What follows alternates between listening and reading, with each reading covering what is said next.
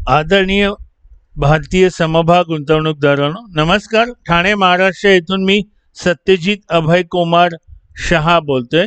गेले 6-7 वर्ष माझ्या ELM म्हणजे इक्विटी लिटरसी मिशन अथवा समभाग गुंतवणूक साक्षरता मोहीम या मोहिमेद्वारा बहुसंख्य भारतीयांना जे समभाग गुंतवणुकीविषयी गैरसमज आहेत ते सगळे दूर करण्याचा मी आटोकाट प्रयत्न करत असतो. मी दररोज गेले 6 ते 7 वर्ष माझ्या व्हॉट्सअपच्या स्टेटसवर विविध प्रकारची समभाग गुंतवणुकीविषयीची माहिती टाकत असतो. तर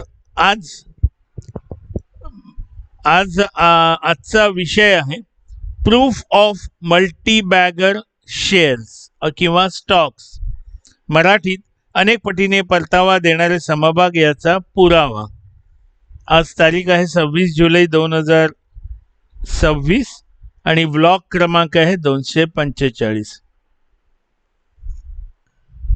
भारतीय समभाग गुंतवणूकदारांनो, आपणास असे वाटते की आत्तापर्यंत तुम्ही सेविंग अकाउंट बँकेत FD ठेवत होतात, त्या FD मध्ये तुम्हाला दरवर्षी 6.5% नफा म्हणजे परतावा मिळत होता.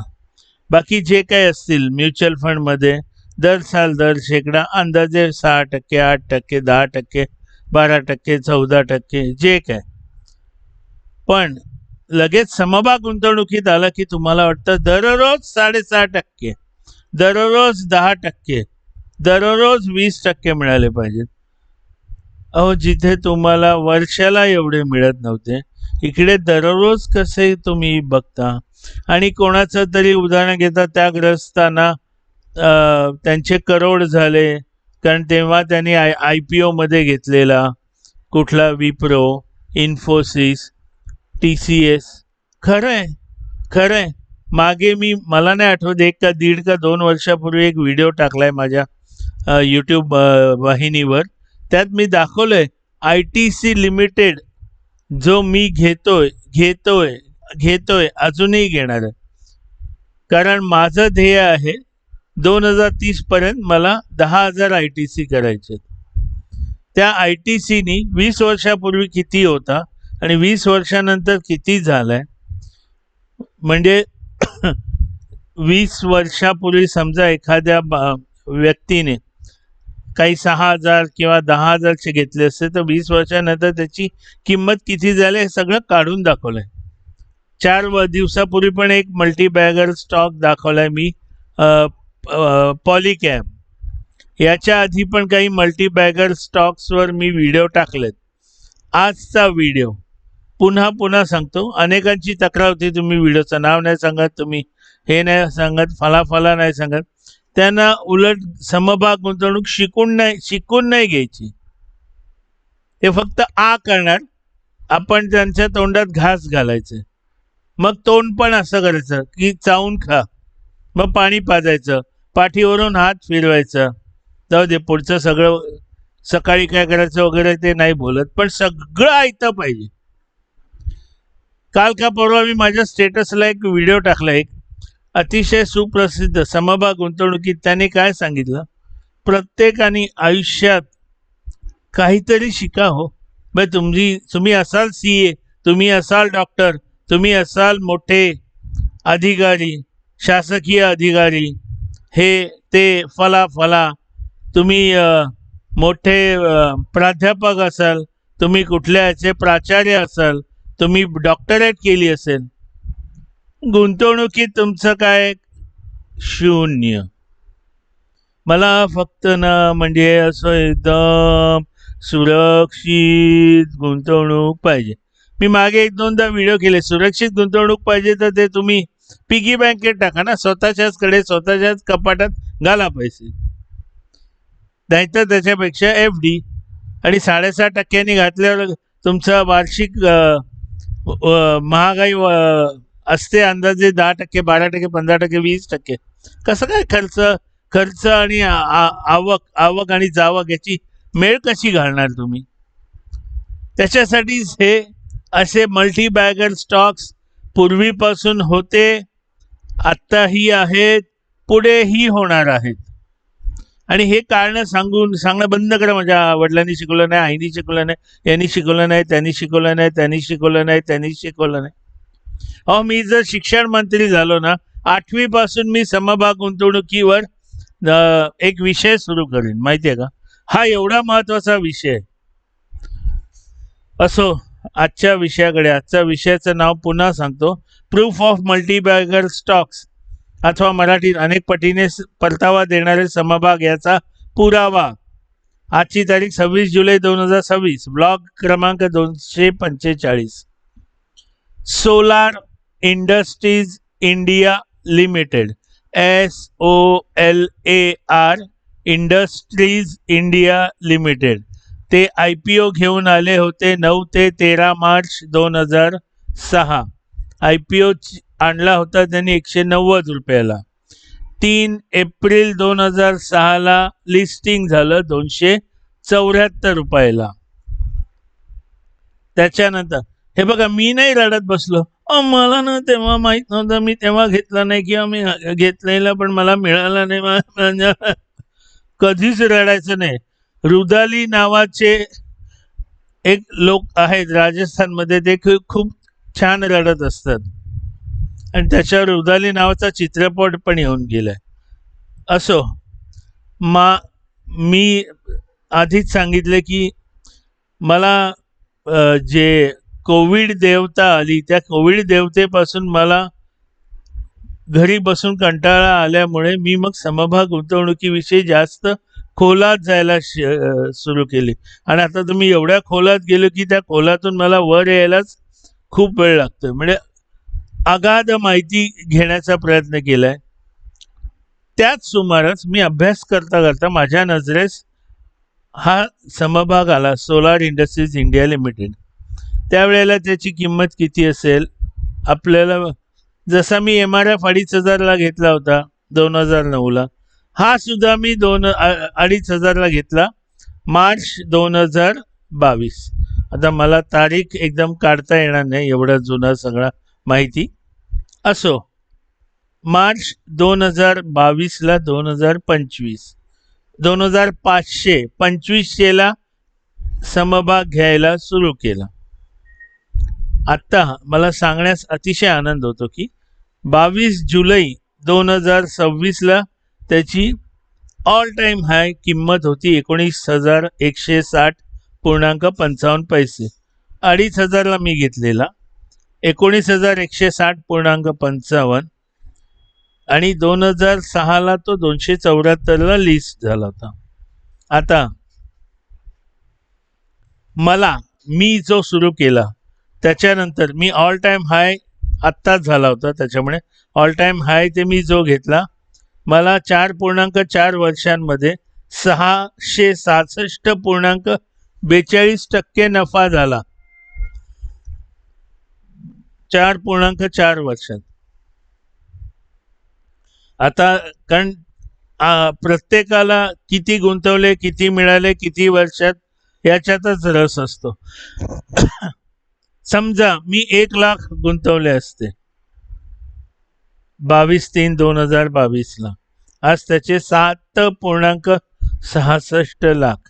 आणि एक लक्षात आहे, मी याच्यात डिव्हिडंड वगैरे काही घेत नाही, म्हणजे ह्याच्यात पकडत नाही हे जे मी काढत असतो.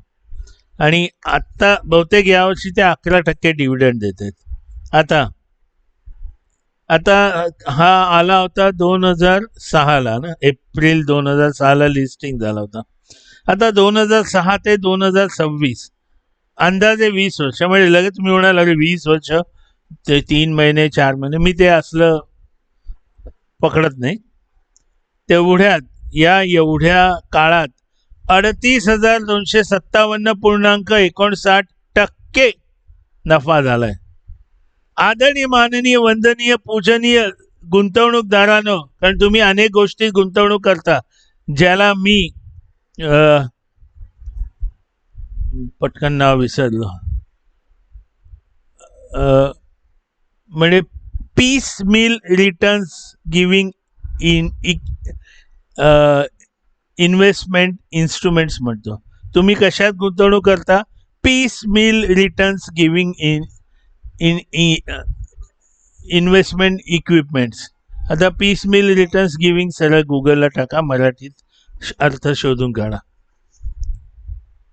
तर तुम्हाला आयुष्यात कधी 20 वर्षात 38,257.59% नफा मिळालाय? तुमच्यापैकी अनेक जण तरुण असल्यापासून म्युच्युअल फंडमध्ये टाकतात. काढून बघा आतापर्यंत तुम्हाला कधी 38,257.59% नफा मिळालाय का? जर त्यावेळेला 2006 जेव्हा हा लीज झाला 1 लाख टाकले असते, त्याचे आज 3.84 करोड. हो, मी खरं सांगतोय, 3.84 करोड. पुढची सगळी माहिती व्यवस्थित लक्ष देऊन ऐका. मी समभागाचं नाव सुद्धा सांगितलंय, सगळं सांगितलंय. मागे मी एका व्हिडिओमध्ये सांगितलं होतं की मी माझ्या कार्यालयातल्या व्यक्तींना PF DF वगैरे काही देऊ शकत नाही, त्याच्यामुळे त्यांना मी दरवर्षी 6,000 देतो माझ्या खिशातून. कुठे गुंतवायचे सांगतो आणि त्यांना सांगतो त्या 6,000चे 1 वर्षाने 46 लाख होणार.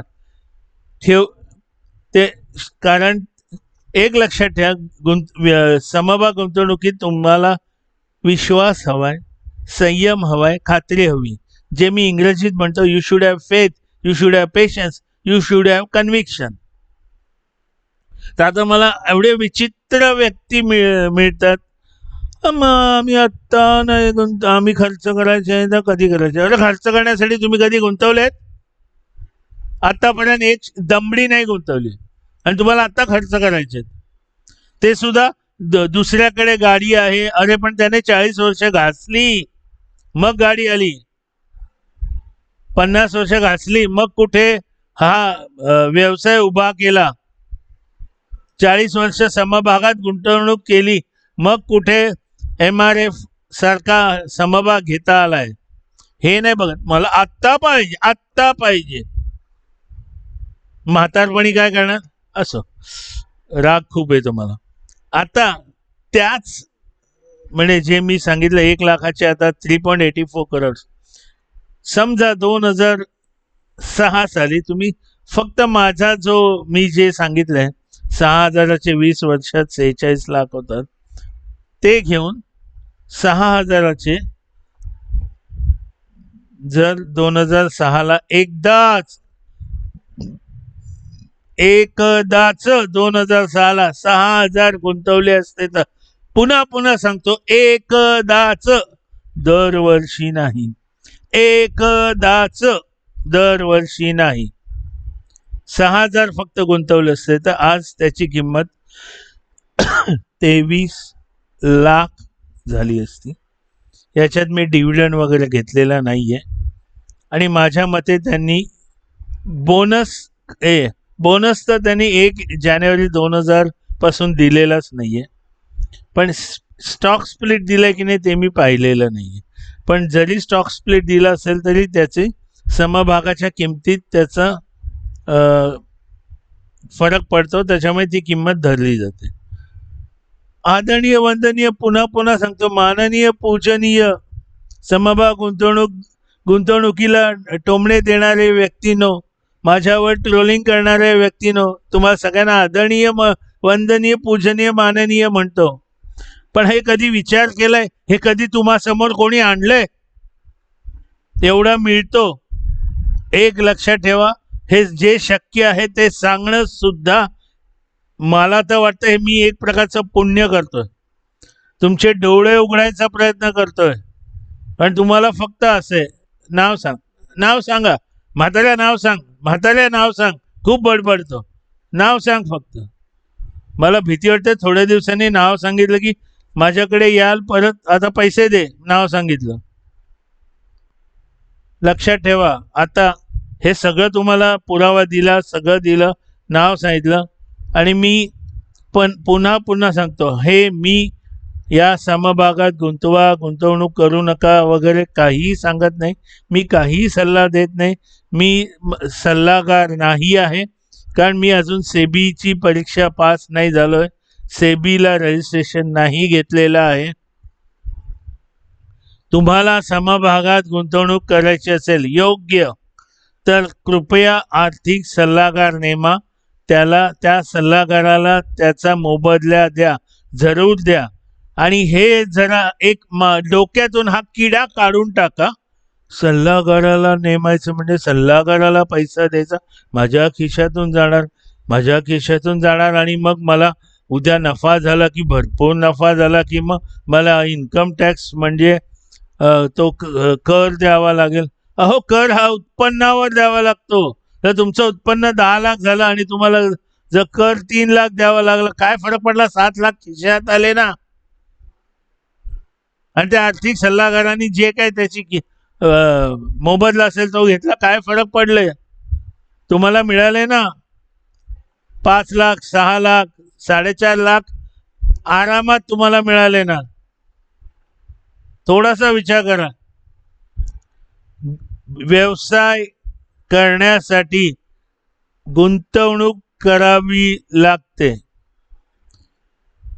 आम्हाला इंजिनिअरिंग मध्ये शिकवलंय, इनपुट दिल्याशिवाय आउटपुट येत नाही. विद्युत वीज बनवण्यासाठी आता आपण सोलार म्हणजे सूर्य त्याचा वापर करतोय.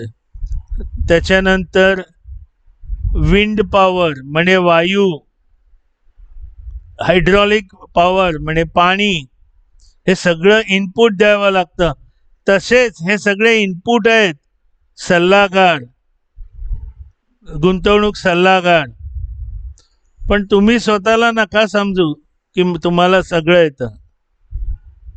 हे माहीत होतं आपणास. तेव्हा कृपया, हे मी तुम्हाला सांगितले की जानेवारी 2000 पासून अजून बोनस दिलेला नाहीये आणि त्याची फेस व्हॅल्यू अजूनही 2 आहे. आत्ता आयुष्यात एकदा ते स्प्लिट देऊ शकतात. एकदा स्प्लिट झाले, समजा तुमच्याकडे आत्ता 50-100 आहेत, 50 शेअर्स आहेत, त्याचे 100 होऊ शकतात. आणि कृपया सांगतो ते पेनी वाईज पाऊंड फुलिश नका करू. म्हणजे एक पैसा वाचवायला जाऊन लाखो रुपये खर्च वाया घालवणे. तसं नाही, मला 3 रुपयाचा पाहिजे, मला 2 रुपयाचा पाहिजे, मला 90 पैशाचा पाहिजे, नको.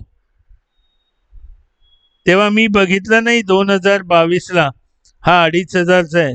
मला त्या समभागाची सगळी माहिती सगळी जाणून, आणि अजून एक मला सांगायला आनंद होतो की हे मी त्या काळात सगळं त्याचं विश्लेषण दिलेलं, समभाग काय आहे, कसं आहे, काय आहे, सगळी माहिती दिलेली. पण नंतर कळलं प्रत्येकाला असं पाहिजे, म्हणजे करून उभे असतात, तुम्ही असं तोंडात टाकायचा घास. माफ करा, पैसा आपल्याला कमवायचा आहे, आपल्याला प्रयत्न करायला लागणार. मी अजून एक गंमत सांगतो. मला एका विद्वान व्यक्तीने काय सांगितलं, स्वामी समर्थ म्हणतात मी तुझ्या पाठीशी उभा आहे, त्याच्यामुळे मला काही काळजी नाही. मी म्हटलं मला स्वामी समर्थांनी काय सांगितलं, त्या मूर्ख माणसाला सांग मी पाठी उभा आहे. मी कुठे नाही म्हटलं, पण मी तुला हात, पाय, नाक, कान, डोके, डोळे सगळं दिले ना, डोक्याचा वापर कर. मग तू प्रयत्न केल्यावर मी तुझ्या मागे उभा आहे. योग्य ह्याच्यातून आपल्याला बोध कळाला असेल, तेव्हा भरपूर पैसा कमवण्याची संधी आजही होती, कालही होती, परवाही होती, उद्याही असणार आहे, परवाही असणार आहे. हे मल्टीबॅगर तेव्हाही होते, आजही आहेत, पुढेही होणार आहेत.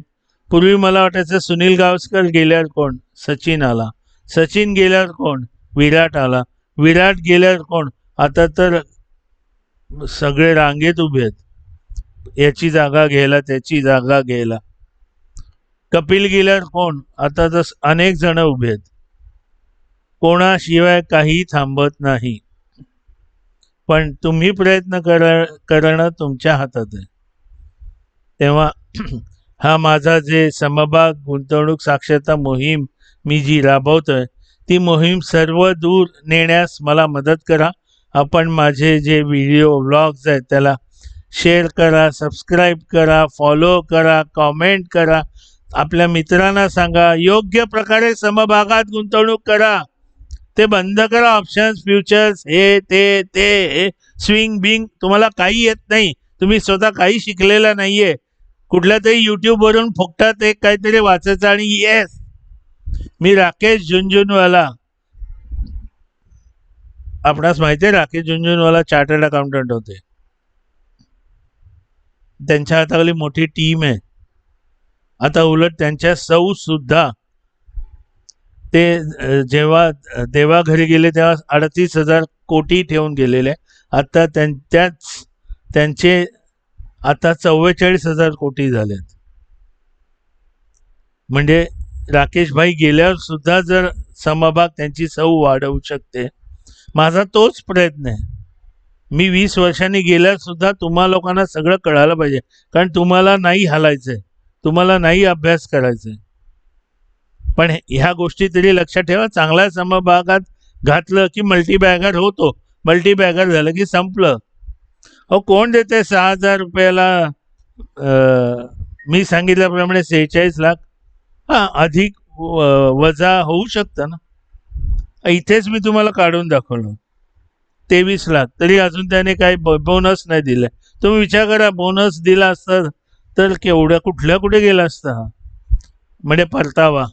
तेव्हा असेच काही महत्त्वाचे ब्लॉग्स, व्हिडिओज घेऊन आपणासमोर पुन्हा सादर होईल. ट्रोलिंग करण्यापेक्षा थोडा अभ्यास करा, स्वतः समभाग शोधा. खूप आनंद वाटतो आपल्याला, समाधान वाटतं. ट्रोलिंग करायला अजिबात डोकं लागत नाही. पुन्हा भेटू. जय हिंद.